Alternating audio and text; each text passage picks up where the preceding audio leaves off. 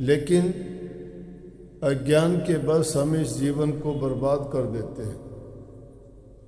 कोई शराब में, कोई कबाब में, कोई जुए में, कोई झगड़े में, कोई दूसरी चीज़ों में, पाप कर्म में लग के जो कीमती जीवन था, जो हमें कोटि जन्मों के बाद मिला था, उसको बर्बाद कर देते।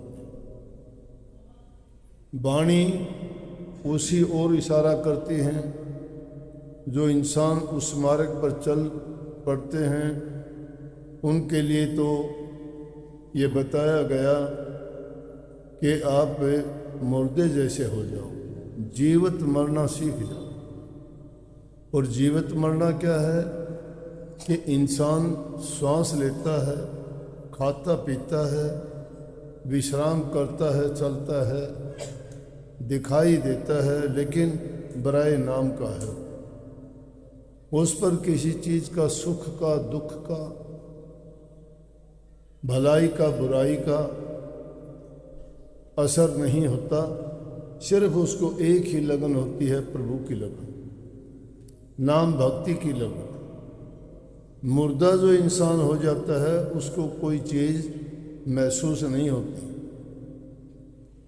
जिस प्रकार से महापुरुषों ने फरमाया है कि धरती माता को जैसे कहें पृथ्वी को कि ये सबसे बड़ी है,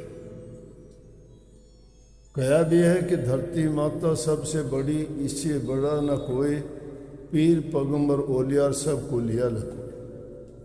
सभी इसके अंदर दब जाते हैं, परंतु इसको देखोगे तो ये कितना सहन करती है।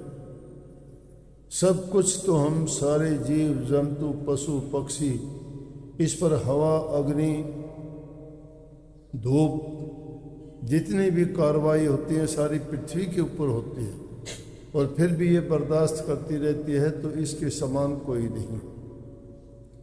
तो क्या हुआ, ये इसकी हालत मुर्दे जैसी है, कोई शिकायत नहीं करती।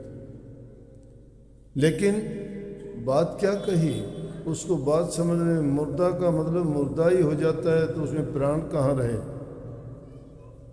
प्राण जिसमें रहते हैं और फिर भी वो इंसान किसी चीज़ को महसूस नहीं करता, उसको जीवित मुर्दा कहते हैं।